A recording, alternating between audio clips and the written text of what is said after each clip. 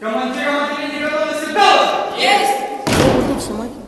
Первое отделение равняйся. Смирно. По порядку номеров прочитай. Первый, второй. Третий полный. Равнение на середину. Второе отделение равняйсь!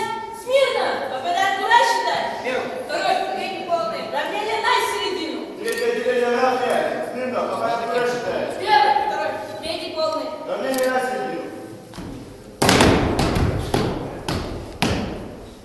Товарищ командир взвода, первое отделение в количестве 7 человек к смотру песни и строя, посвященный ко Дню защитника Отечества, построен. Командир Цой. Товарищ командир взвода, второе отделение в количестве 7 человек к смотру песни строя, посвященное ко Дню защитника Отечества, построен. Командир Костандян.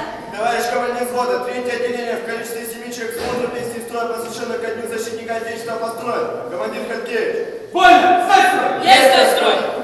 Вольно! Равняйся! Смирно! Равнение на середину! Товарищ главный судья, личный состав взвода 9 В класса в количестве 22 человек к смотру песни и строя, посвященному ко Дню защитника Отечества, построен. Командир Карпец.